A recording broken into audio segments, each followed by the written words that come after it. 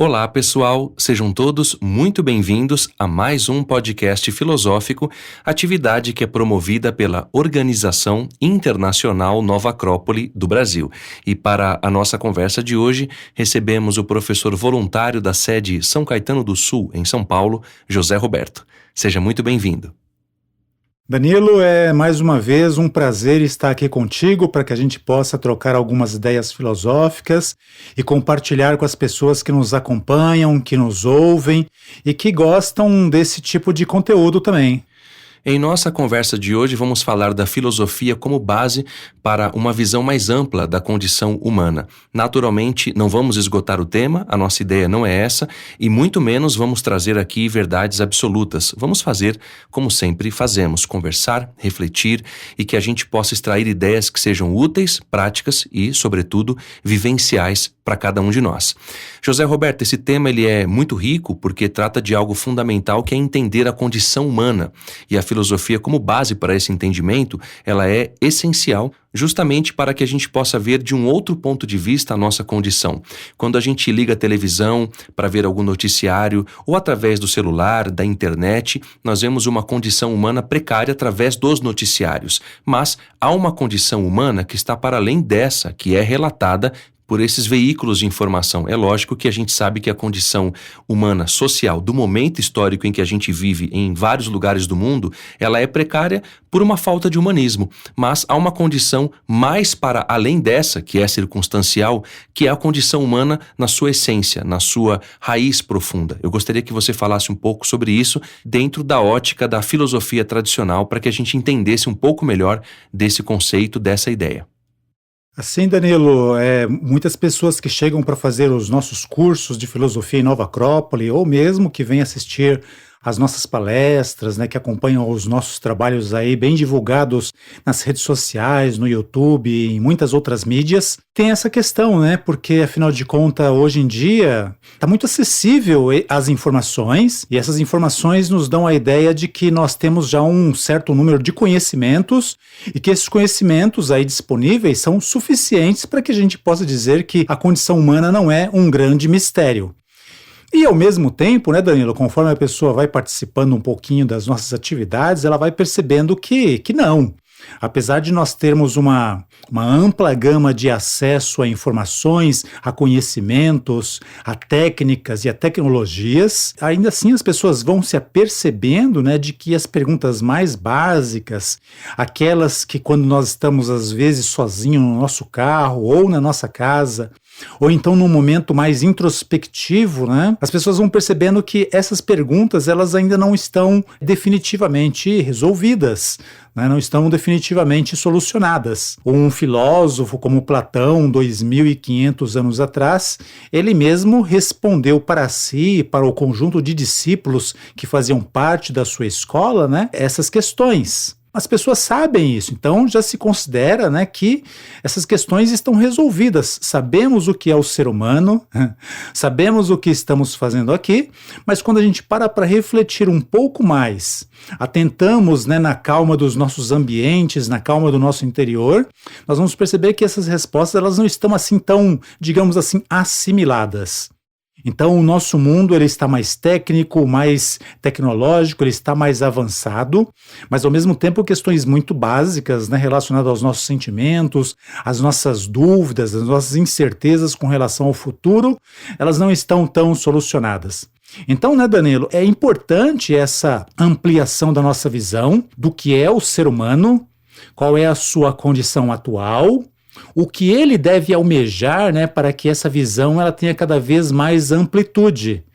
Porque nós percebemos, né, Danilo, que existem muitos problemas atuais na nossa sociedade, na nossa vida, nas nossas cidades, que carecem de uma solução adequada. Problemas, como você mesmo colocou, né, problemas relacionados à condição social da vida do ser humano, problemas relacionados às nossas emoções, seja as emoções que nós não conseguimos expressar, como o amor, ternura, solidariedade, generosidade, ou sejam aquelas emoções, né, que nos assaltam no momento em que nós precisaríamos manter um pouco da nossa calma, um pouco da nossa serenidade. Então essa discussão, né, Danilo, apesar de Platão ter dado na sua época a sua resposta, apesar do nosso mundo com toda a sua evolução técnica e tecnológica, essa pergunta ela continua sendo válida, porque cada um de nós, de uma maneira individual, tem que conquistá-la para nós, não basta ela ser um elemento da nossa cultura ou da nossa tradição. É necessário um certo esforço, é necessário um certo exercício para que a gente vá constatando realmente, né, o nível, a altura da nossa consciência, da nossa visão, o valor das nossas ideias, o domínio que nós temos sobre as nossas emoções e também o que é que nós estamos desenvolvendo em termos de sentimentos de nobreza, de generosidade, de humanidade. Então essa pergunta continua sendo válida, né, Danilo? Saber quem somos, ter uma visão correta, porque o nosso comportamento depende dessa ampliação dessa visão. Sem dúvida, José Roberto. Na China antiga ou no Egito antigo, as pessoas que ali viviam também tinham seus problemas cotidianos e enfrentavam as suas provas. E naturalmente que hoje a gente passa por processos semelhantes, não com a mesma cultura, com a mesma virtude e com tudo aquilo que esses povos a que me referi em seus momentos históricos construíram, mas somos semelhantes, a gente tem as mesmas questões cotidianas para enfrentar e temos que refletir sobre isso. E há uma questão que você colocou do conhecimento fácil que nós temos hoje e rápido. A gente pensa que sabe tudo porque teve acesso a uma informação. No entanto, isso não é uma verdade. A gente pode relacionar o excesso de conhecimento com o excesso de comida em um banquete. Se a gente chega num local com muita comida e quer de maneira afobada, impaciente, comer tudo ao mesmo tempo, a gente vai ter uma indigestão. E quando a gente começa a comer, degustar, a gente vai aprendendo a assimilar tudo aquilo. O mesmo se dá com o conhecimento. E dito isso, José Roberto, nós temos uma realidade cósmica, holística, uma relação com a vida, com a natureza, que faz com que a gente às vezes se sinta pequeno diante de tudo isso, o que é um equívoco, porque nós fazemos parte de tudo isso. E por essa razão, eu gostaria que você falasse um pouco sobre esse processo de entendimento de nós próprios enquanto seres humanos, o nosso papel no mundo e a nossa relação com essas realidades mais amplas da natureza, do cosmos, do universo, para que a gente comece a entender isso sem tanta angústia, sem tanto peso e sem tanto medo da vida e do futuro, por consequência. Sim, Danilo, tanto o professor Livraga como Helena Blavatsky no século XIX, né, essa grande filósofa, eles investigaram essas antigas culturas, seja no Oriente ou no Ocidente, os antigos egípcios, os antigos povos gregos, os antigos romanos, os antigos povos chineses, os tibetanos e até povos muito mais antigos que esses. E todos eles, né, tinham uma visão muito mais global do ser humano. Todos esses povos tinham uma visão muito mais ampla do ser humano. E essa visão ampla do ser humano em relação à natureza, em relação ao cosmos, nós necessitamos resgatar um pouco isso. Tudo na natureza e tudo no universo está em movimento, está em vibração. Está vindo de algum lugar e indo para algum lugar. E eles separavam que esses movimentos eram muito harmônicos, eram bonitos, eram tranquilizadores. Então eles buscavam, através das suas principais construções, captar um pouco dessa energia cósmica através dos principais edifícios e construções da cidade, porque o ser humano, essencialmente, é um ser que depende das suas cidades. Era uma maneira de fazer com que cada indivíduo também participasse do cosmos. Também fosse uma pequena estrela, um pequeno planeta, uma pequena lua e recebesse algo desse influxo. Então, né, Danilo, o que lhes dava uma certa amplitude de consciência, uma amplitude de visão da vida, da condição do ser humano, o que a vida espera de nós, era um pouco essa identidade entre o melhor que o ser humano pode se desenvolver, para que ele também seja harmônico, para que ele também faça suas coisas ordenadamente, para que ele também coloque as suas melhores energias naquilo que ele constrói, seja na construção do seu próprio caráter, ou seja na construção daquelas coisas que irão fazer parte da sua vida cotidiana, da sua cidade, dos seus serviços. Então eles viam que o indivíduo ele é parte de algo maior, como a humanidade. Assim como também a humanidade é parte de algo maior que é a natureza da Terra. Assim como também a Terra faz parte de algo maior que é o sistema solar e assim, né, Danilo, numa escala cada vez mais ascendente. Olha só, Danilo, nós precisaríamos de um golpe, um exercício de imaginação muito amplo e muito grande, né, para entender como é que esses antigos povos, né, como é que eles sentiam esse orgulho em se sentir que faziam parte de algo maior. Não só eu, como indivíduo, né, pensaria um egípcio, pensaria um asteca. Não sou só parte da família em que mora a minha mãe, o meu pai, os meus filhos, a minha esposa, etc. Não, eu também, como indivíduo, faço parte da coletividade humana. Temos, individual e coletivamente, algo muito específico para fazer. Algo que só eu, como ser humano, como partícula viva desse universo vivo, posso fazer para que também me harmonize com esse cosmos, com essa grandeza. E isso é uma visão muito importante, né, Danilo, porque quando o ser humano ele conquista isso individualmente ou coletivamente, ele vai percebendo, vai resolvendo muitos dos seus problemas cotidianos e muitos dos seus problemas coletivos. E isso sem conceber que dá para se harmonizar com a natureza humana ou com a natureza sem esforço, de uma maneira fácil, de uma maneira cômoda. Não, o esforço vai ser necessário. Ele vai trazer desconforto, ele vai me exigir desenvolvimento da minha inteligência, da minha criatividade, da minha capacidade de agir, da minha capacidade de me comportar perante outras pessoas. E tudo isso vai trazer um pouco de desconforto, sim, mas não de sofrimento. Então, o indivíduo ele concebia que até mesmo a dor do esforço, né, que precisamos fazer para crescer, para ir ampliando a nossa mentalidade, para irmos abarcando cada vez mais compreensão das coisas, isso também exige um pouco de esforço, isso também vai nos trazer um certo grau de desconforto, um certo grau de dor, não uma dor com sofrimento, mas uma dor própria, né, de quem está, digamos assim, renascendo, passando por um segundo nascimento, agora um nascimento consciente. Se tiver que rir, rirá, se tiver que chorar, chorará, mas não reclamará, não se considerará um ser pequeno. É como eu falo para você, né, meu amigo? Nós precisamos de muita imaginação para entender o que é isso. O egípcio, o antigo grego, o antigo romano, eles não se consideravam somente a célula como parte de um corpo. Eles se consideravam cada célula o corpo todo, né? Então não haveria o que reclamar, porque nada aconteceria ao ser humano que não fosse próprio do ser humano.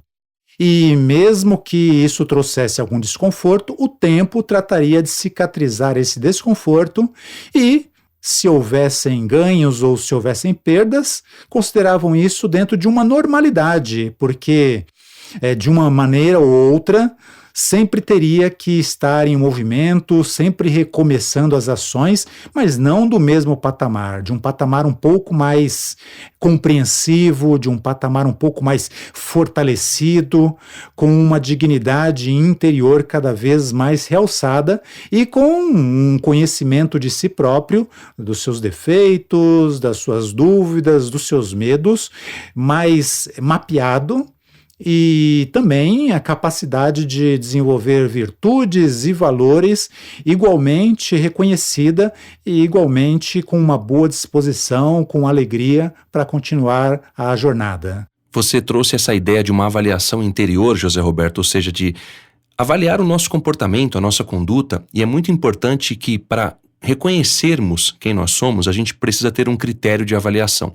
Exemplo, se eu me atraso todo dia para o trabalho, ou se no trabalho eu não tenho paciência para conversar com as pessoas e ouvi-las, ou o contrário também, se eu tenho muita paciência, se eu sou uma pessoa generosa, eu tenho que identificar dentro de mim o que é virtude e o que é vício, e saber controlar isso tudo, ou seja, saber superar aquilo que eu tenho de ruim, de negativo enquanto ser humano, para que prepondere em mim, em minhas ações, aquilo que é melhor enquanto um ser humano. E isso não é fácil de chegar a conceber. A gente fantasia muito, a gente vai para os extremos, às vezes a gente se acha um semideus e às vezes a gente se sente uma porcaria de ser humano. E nem um excesso nem outro. A gente precisa aprender a olhar para as coisas com mais objetividade. Eu gostaria que você falasse um pouco mais sobre esse processo de entendimento do que há dentro de mim enquanto potencial e como eu posso também construir relações humanas externas através desse conhecimento e desse filtro interno que eu faço em relação àquilo que eu devo ser. Sim, Danilo, trabalhar aqui algumas bases filosóficas, né, que já são assim um método de estudo desenvolvido, resgatado, né, pelo professor Jorge Ângelo Livraga, resgatado aí dos inúmeros compêndios escritos por Helena Blavatsky, resgatado dos inúmeros compêndios escritos que chegaram até nós de Platão, de Aristóteles, dos filósofos estoicos, dos filósofos orientais também, como Confúcio, Lao Tse. Então, sem realmente esgotar o tema, né, como simplesmente alguns elementos para nós refletirmos, eu trouxe aqui alguns elementos, sim, que são alguns dos que a gente vai aprofundando aí em meses ou mesmo anos de estudo de filosofia em Nova Acrópole. E é muito interessante, né, Danilo, que às vezes as pessoas chegam um pouco temerosas, né, porque nós temos uma visão muito dogmática de que uma vez que nós nos aproximemos dessas leis da natureza, né, desses princípios, dessas bases, nós ficamos assim constrangidos e obrigados a sermos perfeitos a partir de amanhã. Então, já queria compartilhar com todas as pessoas que nos ouvem, né, que isso é como o Danilo estava bem colocando aí, não é uma questão de fantasia, é uma tese de trabalho. Nós começamos com as nossas aulas, né, sempre compartilhando com as pessoas que nós estamos aqui para dialogar sobre esses princípios. Nós sempre vamos apontar as pessoas a irem em direção à bibliografia original, buscar ratificar o que nós vamos desenvolvendo, lendo o próprio Bhagavad Gita ou relendo, lendo a República de Platão ou relendo, lendo as meditações de Marco Aurélio, os Analetos de Confúcio, e indo às próprias bases para também ir se certificando disso, para também ir tendo mais bases, né, e aprofundando a sua leitura, o seu próprio conhecimento, a sua própria interpretação sobre esses grandes livros. E aí a gente vai conversando, vamos trocando ideias, aula após aula, dentro de um método de pedagogia, lógico, né? Cada aula tem o seu começo, tem o seu meio e o seu fim, e o objetivo é justamente ir dando mais bases para a nossa própria reflexão, o nosso pensamento livre, a nossa liberdade de escolha e de ação. Então, um dos elementos que nós trabalhamos em Nova Acrópole é justamente essa que fala sobre a natureza do universo.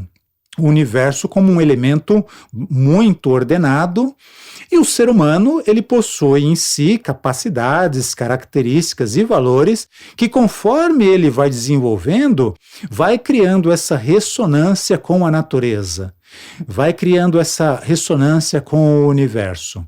Eu acho sempre muito interessante a história de Isaac Newton, né, de que caiu-lhe uma maçã na cabeça e a partir da reflexão, claro, também ele era uma pessoa muito estudiosa, né, não simplesmente caiu uma maçã na cabeça dele, não, ele já era uma pessoa estudiosa, mas a partir desse momento ele começou a refletir sobre a natureza do universo visível, do universo mensurável, e chegou aí a todas as postulações a respeito da lei da gravidade, das leis da gravidade, né?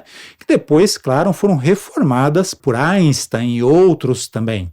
Mas isso não tira o seu valor de ter tido a sua visão do universo.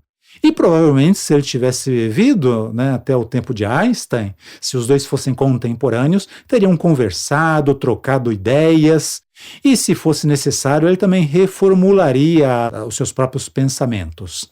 Mas, enfim, em Nova Acrópole, nós trabalhamos justamente essa ideia, né, de que o ser humano ele pode ter essa visão.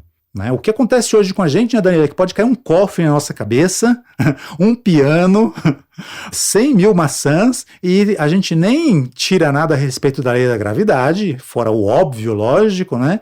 E também nem tira nada a respeito das leis que são próprias para o desenvolvimento da condição humana. E do jeito que nós somos ignorantes enquanto seres humanos, nessa experiência que você trouxe da maçã que cai na nossa cabeça ou de algo que cai na nossa cabeça, a gente pode reclamar, xingar, ofender a qualquer pessoa, qualquer ser, sem entender o que está acontecendo de fato enquanto experiência de aprendizado. Exatamente, né? É isso mesmo. E a ideia é justamente essa, né? Pararmos de reclamar das coisas que a vida nos traz e observá-las para que a gente possa refletir interiormente o que elas têm a nos ensinar. Então essa é uma das bases, né, que nós gostamos de conversar em Nova Acrópole, logo nas nossas primeiras aulas, né, para que a gente entenda, volte a entender, resgate, ou pelo menos tenhamos a oportunidade de refletir, juntarmos argumentos, né, para ver se realmente esses antigos povos, né, egípcios, gregos, romanos, hindus, astecas, tibetanos, japoneses, chineses, se eles tinham realmente alguma razão a respeito dessa colocação da harmonia que pode ser construída entre o ser humano e a natureza. Um outro elemento, né, Danilo, é a questão da humanidade. Resgatamos conhecimentos principalmente reunidos de uma maneira muito bela, de uma maneira muito escalonada, para que realmente a nossa compreensão vá se ampliando, da grande filósofa Helena Petrovna Blavatsky, que influenciou muito o professor Livraga e que resgatou muito dos seus conhecimentos e ainda por cima lhe pagou royalty.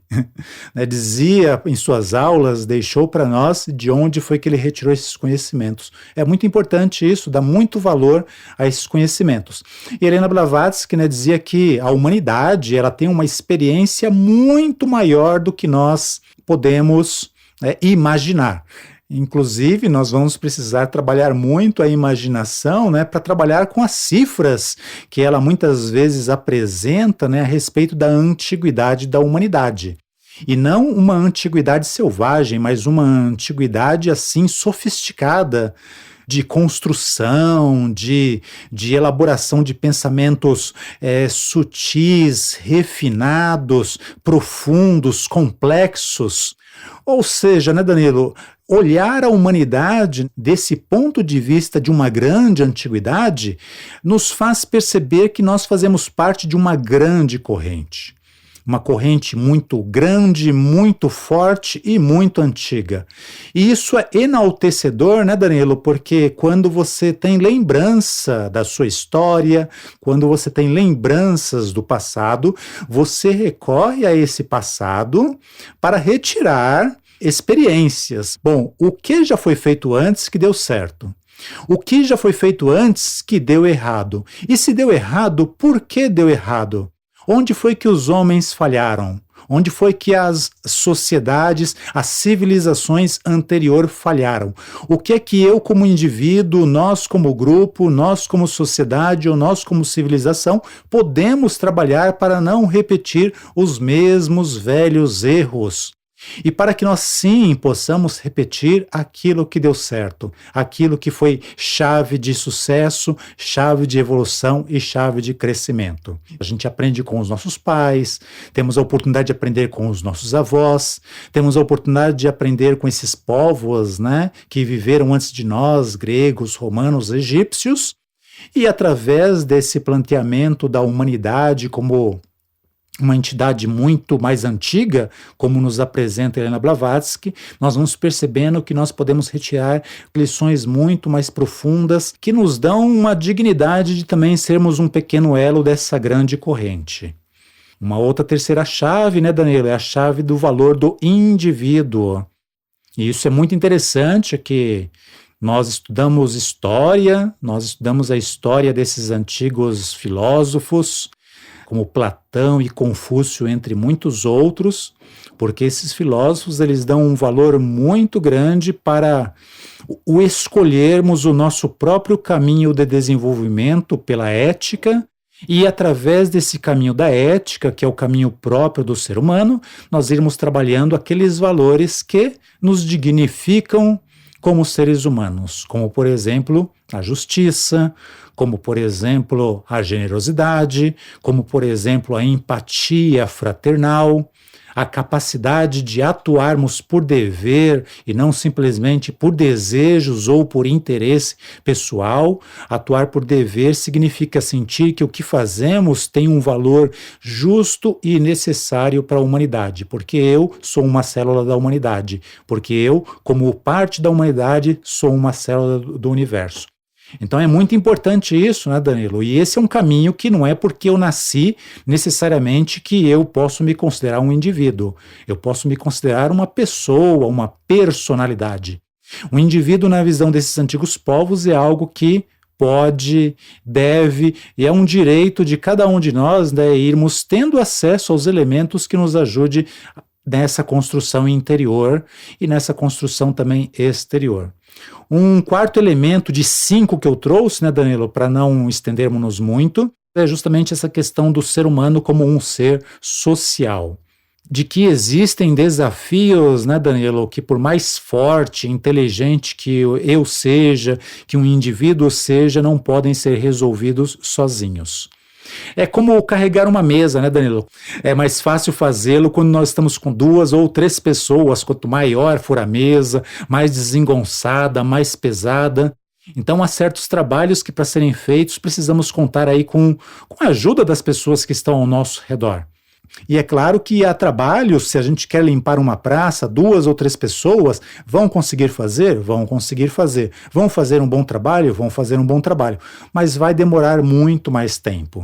Então, se for um grupo um pouco maior, né, um grupo que sabe o que está fazendo, cada um sabe o que está fazendo, cada um sabe o que deve fazer, né, e cada um tem aquele sentimento de que uma praça limpa, bem cuidada, ela é algo fantástico, porque é um oferecimento que nós fazemos para a nossa cidade, tão feia em coisas que não dependem de nós, mas uma coisa que depende de nós é limpar uma praça.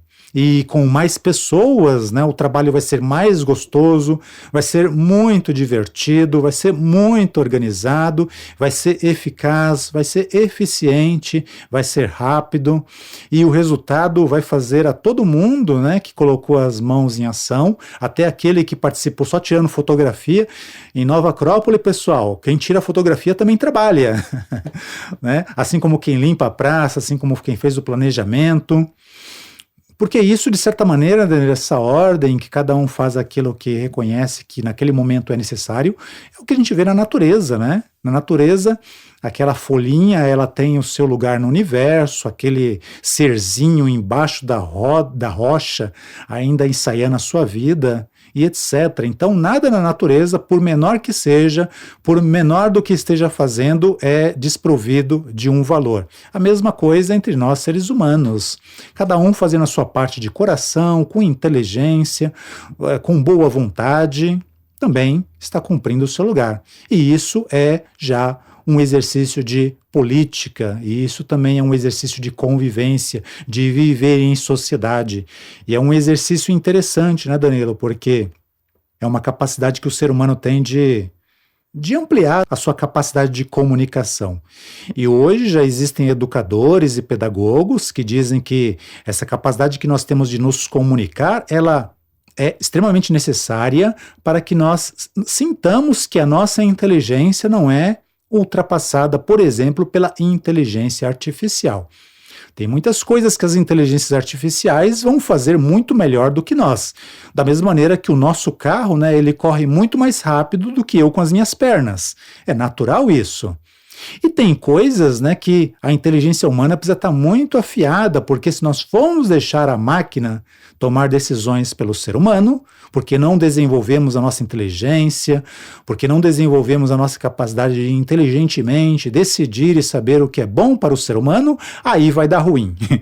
Aí realmente a inteligência artificial poderá ser um problema. Mas se quem estiver tomando as decisões for um ser humano, e for um ser humano inteligente, for um ser humano que pensa no benefício à humanidade, aí sim, socialmente falando, a máquina o carro, o computador, a inteligência artificial, a inteligência desenvolvida artificialmente, ela também vai ser um benefício para a humanidade. Não haverá motivo para medo ou para temores. E por fim, né, Danilo, a questão do ecletismo, que é também quase que uma continuação do que eu já disse um pouco atrás. É uma forma de educação cultural que não é simplesmente para nós sabermos um pouquinho de música, um pouquinho de ciência, um pouquinho de arte. Não, pelo contrário, é para uma aproximação a esses elementos como um elemento enriquecedor também da nossa cultura humana. E é muito importante isso e é muito rico, né, Danilo? Porque isso sempre nos dá elementos de comunicação com outras pessoas. Eu não consigo me comunicar contigo porque eu não entendo de música tanto quanto você.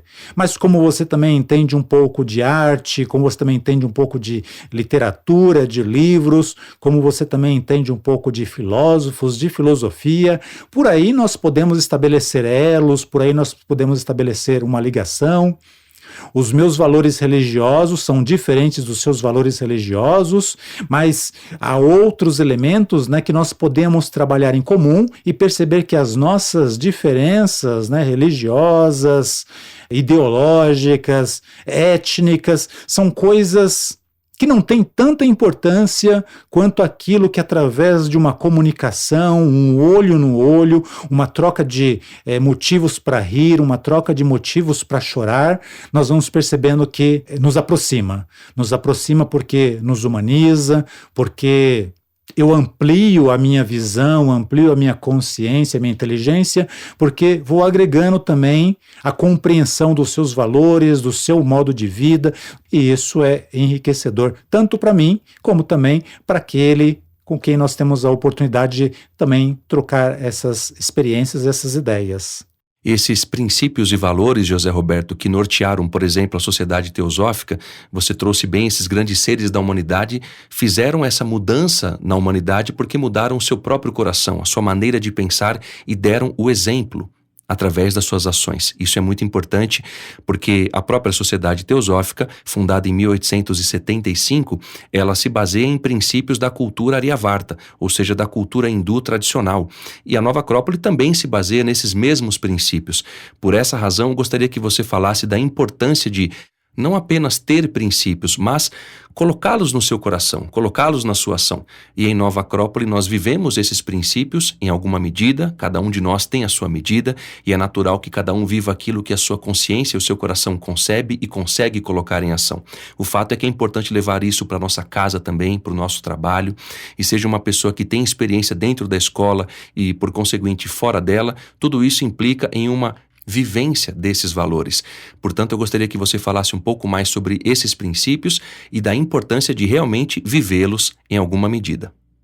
Assim, né, Danilo? São bases, são princípios, esses e muitos outros também, né, baseado no desenvolvimento dos grandes filósofos, os grandes homens, as grandes mulheres, que são como as flores da nossa humanidade. Então, o que o professor Jorge Angeli Vraga fez e Nova Acrópole busca continuar esses princípios é também compartilhar essas mesmas flores porque elas são um direito da humanidade. Eu sempre gosto de dizer às pessoas que se elas querem se aproximar para conhecer algo do perfume dessas flores, né, e não concordarem com os princípios, né, elas também são livres para acumular aquilo que lhes serviu e ir realmente exercitar isso nas suas religiões, nos seus grupos sociais e nos seus grupos políticos, né? Porque sim, como escola de filosofia, nós buscamos reunir pessoas que tenham uma afinidade com isso, né? Sintam que são necessárias a esse grande corpo, a essa grande escola, a essa organização internacional que é Nova Acrópole. Tem algo de si que elas gostariam de também compartilhar conosco, assim como também temos algo que gostaríamos de compartilhar com elas. E isso nós fazemos através justamente de elementos muito múltiplos mesmos, que vai sendo apropriado às características de cada um, né, no decorrer do tempo que vai sentindo que tem o seu lugar reconhecido nessa escola de filosofia. Através de 3 elementos: a filosofia, a cultura e o voluntariado. A filosofia, onde nós vamos nos aproximando dessas teses desenvolvidas por esses grandes filósofos, para nós termos uma base comum de diálogo, né, Danilo, de troca de ideias, de reflexões.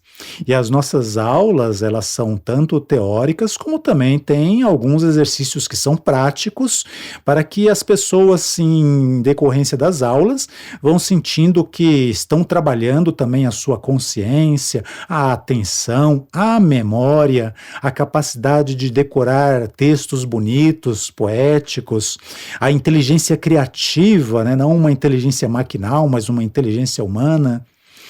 E vamos ampliando isso através do desenvolvimento cultural, né, que é o segundo elemento.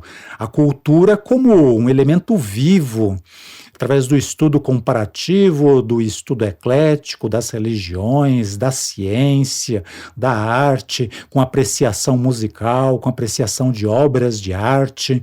E também, se as pessoas se sentirem motivadas para isso, quiserem experimentar algo novo, né? Por que não? Decorar uma poesia e recitar na frente de um grupo de pessoas, né? E compartilhar também algo bonito, algo belo. Por que não participar aí dos nossos concursos, oficinas de arte, de cerâmica, de monografia, de pintura? Claro, não para que a gente seja pintores profissionais, mas para que a gente sinta que sim, a beleza, o cuidado, a atenção, né, com a tinta, com a tela, com o barro, com o verso poético, né, isso vai nos enriquecendo, vai tocando as cordas da sensibilidade do nosso coração e vai nos permitindo compartilhar isso com outras pessoas. E por fim, né, Danilo, o voluntariado.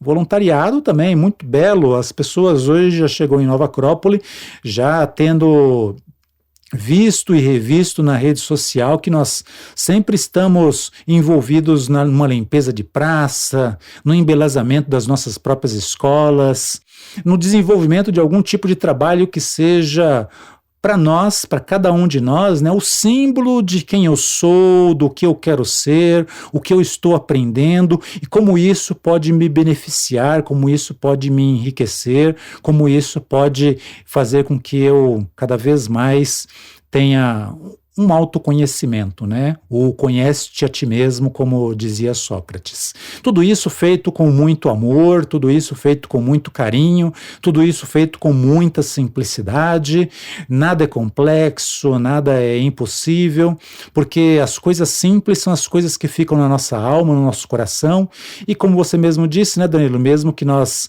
não fiquemos em Nova Acrópole, ou nós queiramos viver isso na nossa casa também, e no nosso trabalho, alguma coisa disso vai ficando na nossa alma, no nosso coração, que nos permite compartilharmos com as pessoas que estão ao nosso redor. E isso para nós como escola de filosofia, para nós como pessoas, como instrutores, como voluntários, é um bem muito precioso. Sem sombra de dúvida, José Roberto. Dessa maneira, encerramos a nossa conversa de hoje, desse podcast. Lhe agradeço a presença e, claro, desejo que seja sempre muito bem-vindo. Danilo, o prazer foi muito meu compartilharmos com as pessoas que nos ouvem. Para aqueles que queiram nos contatar, podem fazê-lo através do nosso site nova-acropole.org.br/podcast. E para quem quiser saber mais sobre o nosso curso de Filosofia para Viver, basta acessar nova-acropole.org.br. Até a próxima!